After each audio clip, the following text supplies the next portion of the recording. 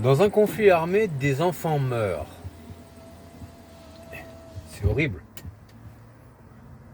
Mais enfin, c'est aussi horrible quand des personnes âgées meurent. Et c'est aussi horrible quand des femmes meurent. Et c'est aussi horrible quand des hommes meurent. C'est aussi horrible quand des civils, des gens qui n'ont rien demandé, qui sont pris dans les événements malgré eux, meurent. Alors, la valse des hypocrites, là.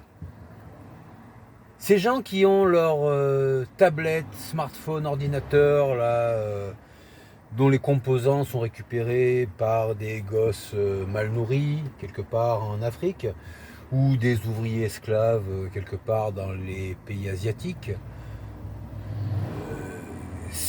Il y a aussi des enfants qui meurent. Il y a des gens qui meurent, enfants ou pas. Pour fabriquer vos frusques là, achetés à prix minimum, c'était quand qu'il y avait une usine qui s'était cassé la gueule et qui avait causé la mort de 2000 ou 3000 ouvrières. Est-ce que ça a empêché le moindre d'entre vous, bande d'enculés, de continuer à acheter des fringues à 5 euros dans les friperies ou supermarchés? Alors ça y est, là il y a un con qui a fait un montage photo. Oui, l'armée de tel pays a tué plusieurs dizaines d'enfants depuis tant de temps. Oui, d'abord d'une, c'est pas sourcé. De deux, quelle armée vise explicitement des enfants? C'est quoi ces histoires-là? C'est quoi ces conneries? Depuis quand une armée trouve un objectif stratégique à tuer des gamins? Et encore, si à la limite, ils font comme à l'époque des pharaons, là, tu sais, ils prenaient tous les petits bébés, là, ou autant des Romains, là, quand ils ont voulu tuer, euh, pas Jésus, mais enfin, parce que bon, ils savaient pas que ça serait Jésus, mais il y avait une prophétie chez les Juifs qui disait, il va naître un enfant, un Messie qui sera le roi des Juifs, qui va vaincre les Romains. Donc les Romains, donc, ils poursuivaient tous les petits bébés, là. Bon, si à la limite, voilà, tu me prouves qu'une armée quelconque, là, en ce moment, a tué toute une génération de petits bébés, je te dis, waouh, quelle horreur. Mais je vois l'objectif stratégique. Je vois, ils ont préféré massacrer des centaines de milliers de bébés pour être sûr de choper un éventuel leader. Donc je me dis, c'est des nazis, mais ils ont un objectif à atteindre. Bon, un but. Là, non. Là, c'est un truc, on te sort comme ça entre la poire et le fromage. Oui, depuis un mois, ils ont tué tant de gosses.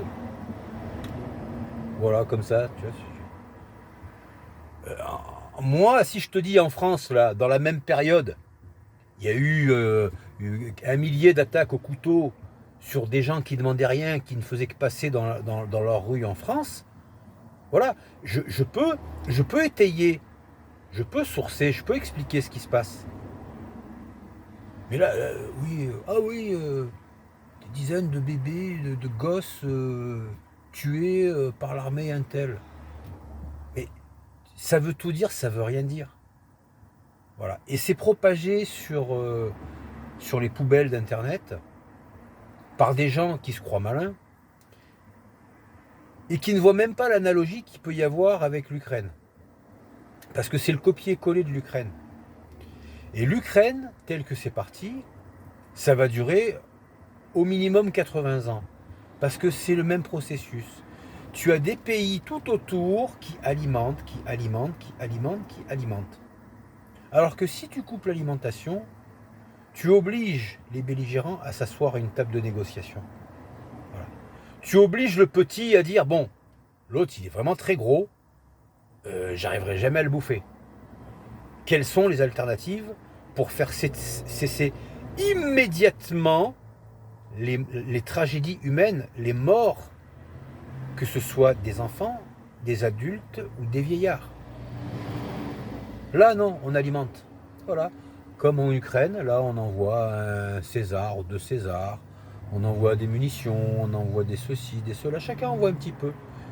Mais comme pour l'autre conflit là qui dure depuis 80 ans, s'ils avaient arrêté leur connerie, là, les autres, ça ferait pas 80 ans que ça durerait. Il y a longtemps qu'ils seraient rentrés dans la civilisation du troisième millénaire, qui seraient dans l'ère moderne, qu'ils auraient compris qu'il faut aller à l'université, qu'il faut aller vers le haut, qu'il faut travailler, au lieu de n'ambitionner que d'avoir un salaire payé par l'Iran ou le Qatar ou je sais pas quel pays soi-disant allié qui en fait utilise la chair humaine des populations locales pour mener ces petites guéguerres comme ça. La population iranienne qui est dans la misère, elle se dit ah oui mais c'est la faute à machin là, donc c'est bien qu'on aide, qu'on participe à combattre machin là-bas. Oui, c'est un peu comme en France, hein, on s'occupe de machin là-bas, comme ça on regarde pas ce qui se passe chez nous, c'est commode.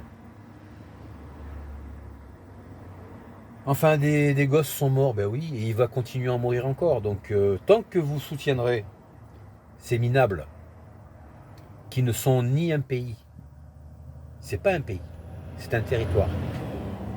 Ils n'ont pas de gouvernement, c'est une autorité. Vous leur avez flanqué un drapeau qui ressemble à tous les drapeaux à peu près des voisins à côté. Ils n'ont même pas de monnaie. Ils utilisent la monnaie égyptienne ou la monnaie jordanienne, voire la monnaie de leur ennemi. Leur électricité est fournie par leur plus grand ennemi. L'eau leur est fournie par leur plus grand ennemi, etc., etc., etc. Mais c'est quoi ce bordel? C'est quoi ce bordel? Ça n'a aucun sens. Ça n'a ni queue ni tête. De soutenir idéologiquement, ou financièrement, ou militairement, ou par le boycott de ceci, de tel artiste, de tel acteur, de tel chanteur, cela ne veut rien dire. Il faut leur dire arrêtez d'aller envoyer les plus jeunes crever à votre place, qu'ils se fassent exploser par des ceintures de bombes ou tuer d'une rafale de mitraillettes ou par un bombardement aérien. Arrêtez de sacrifier votre jeunesse. Et vous, les vieux, allez discuter, négocier et entrez dans le troisième millénaire. Mettez votre putain de population d'assistés au travail. Foutez-les au travail. Le drame de la culture arabo-musulmane, c'est que c'est tout sauf travailler. À 80% des individus, c'est tout sauf le travail, y compris faire la guerre pour rien, mais faire la guerre. On les voit très bien, les gens qui bossent, nous les côtoyons, nous leur faisons confiance, on vit très bien avec eux. Et ceux qui veulent pas travailler, nous, malheureusement, les côtoyons, on nous les impose et on voit très bien la différence. On n'est pas des abrutis. On n'est pas des gens qui ont voté 2 fois Macron. Donc arrêtez de me casser les couilles avec vos photos de petits gamins qui, depuis un mois, ont été massacrés par l'armée de ceci, ou le petit Elan là sur sa plage là que les journalistes ont bien étendu là histoire que ça fasse bien sur la photo, hein, etc., etc. Arrêtez avec ça. Vous êtes vraiment des cons crédules et vous êtes des outils de propagande pour ces gens-là qui perpétuent la crise, donc qui perpétuent les morts, qui perpétuent le malheur, qui entretiennent le terrorisme international, puisque tout ça, forcément, le trafic d'armes par-dessous, ou les magouilles gouvernementales qui passent par des écrans pour filer des armes à un ou l'autre des belligérants, ça se perpétue. Et dans tout ce bordel d'armes qui circulent partout, il y en a un paquet qui vont nous revenir sur la gueule, comme pour l'Ukraine. Alors arrêtez d'être dupe de ces manipulations. Oui, il est triste de voir un tweet avec oui, les enfants sont morts, oui c'est triste, mais enfin, vérifie des sources, vérifie, ça vient d'où tout ça? Qu'est-ce qui se passe? Quelle est la réalité? Quels sont les vrais chiffres? Qui a donné l'information? Et qu'est-ce qui s'est passé? Et pourquoi et dans quel contexte?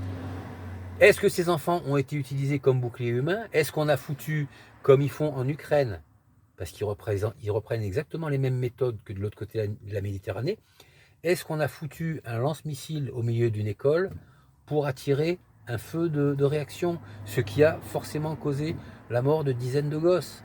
Posez-vous ces questions-là et vous verrez que les mêmes gens que vous accusez toujours, pareil, depuis 80 ans, ils n'ont peut-être pas le niveau de responsabilité qu'il vous plaît, à vous, de leur faire porter. Après, ça vous obligerait peut-être à vous remettre un peu en question et à arrêter de raisonner comme Madame Michu derrière ses persiennes, là, en train de regarder. Elle voit des trucs, mais elle ne comprend pas le contexte. Un homme s'approche d'une femme. Allô, allô, monsieur le commissaire. Oui, oui, je l'ai vu. Il avait un grand manteau. Il s'est approché de ma voisine. Vite, vite, arrêtez-le.